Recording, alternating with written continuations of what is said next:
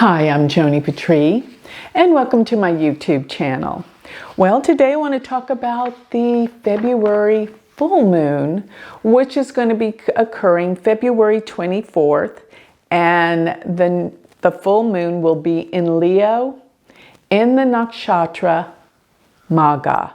Magha is, the symbol for Magha is a throne representing kings and kingship. This is what's going to play out at this full moon.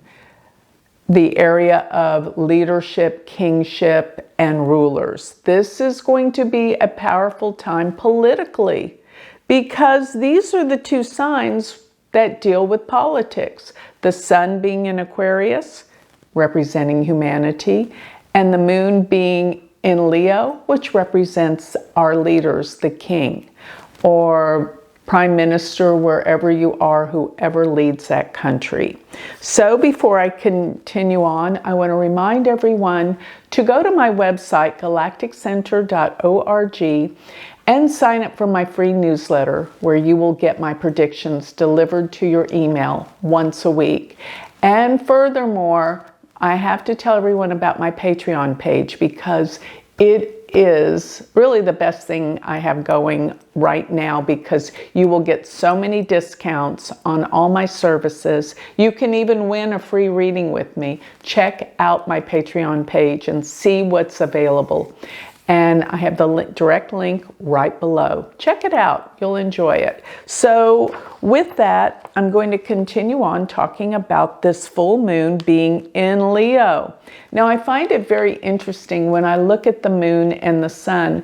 Both of them sit at the degree markings of 11:11. So the sun sits at 11 degrees, 11 minutes Aquarius, and the moon sits at 11 degrees, 11 minutes at Leo. And I think that's very symbolic. It's like things are going to start happening. Things are going to start making sense.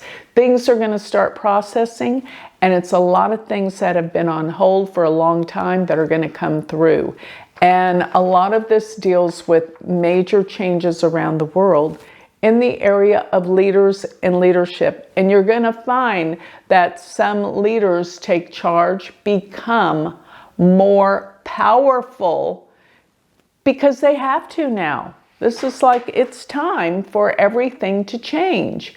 And when I'm looking at this placement of where the sun is in Aquarius, it's very close to Saturn. And this does put a damper on things. It's like, this is heavy. So the sun is in Aquarius, very close to Saturn, and Aquarius is the sign that deals with humanity, what's good for humanity, moving forward with humanity. And a lot has got to change, but there's a little bit of a sacrifice for many of the world leaders. They have to be able to create a compromise in order to make things right for humanity. Aquarius is the sign of humanity. And what I think is fascinating when you look at the groupings of the stars, if you look at the star constellation where Aquarius is, it looks like a big cloud. And that's because there's so many stars that it just looks milky and a cloud. Whereas when you look to the constellation of Leo, you see the one very strong, bright star, which is Regulus, which represents the individual, the strength of the leader. But Aquarius, all the many stars represent humanity. And so there is this push and pull of what's right for the world and humanity. Opposed some of the leaders around the world that are dictators. And this is what is really playing out right now. The opposition between extreme dictatorship around the world and what's right and good for humanity. This is what's being brought to the forefront. This is what's being processed And it's very important that we wake up during this time. Now, the sun sits in the nakshatra Shatabhishak, and that is where Saturn is. And this represents a healing, because that nakshatra means the 100 healers. There's so much that needs to be looked at in terms of health and healing in the world, and that goes figuratively for the whole society and literally for individuals. So healing is a quest in the world, and it's also the Sky Watcher, which represents all that goes on in space. And this can deal with the astronomy, the space travel that we're embarking on, and even what's out into space, such as other life and all of that. That becomes very important this month as well.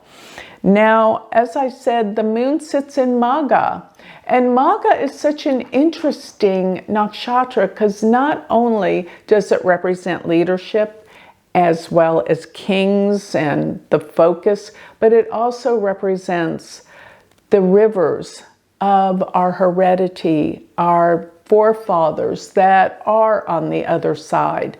And what this usually brings in is our remembrances of our forefathers in our own families, remembering them, remembering our great-grandfathers and what they did. There's somehow something will come up in all of our lives that will bring an interest to look past to our forefathers, to see what they were all about, to better understand who we are and where we are. And that not only goes individually, but really looking at the governments, our nations, even looking past, like for me living in the United States, looking at what the forefathers actually did. This is going to come up around the time of the full moon. What in essence was our heritage from them and what it means for us. This will come up individually for all of us, as well as collectively for our countries and our nations, and what it means to us. It really is a nakshatra that connects us to the other side as well, the spirit world, and use this to really get a recollection and a connection to what's gone before us that's made us who we are. It's important to pay homage to that, to be respectful and honor that, and that's what we're going to find that this month is about. Now, around the time of this full moon, Mars and Venus have come directly together. A few days prior to this full moon, we have Mars and Venus in exact conjunction, which is actually called a planetary war. It's called Uda. And when you have that, these two planets are fighting for their dominance. And this is male-female. It's actually the relationship issue in our lives that we might struggle somewhat with for a time, but it always brings out a healing.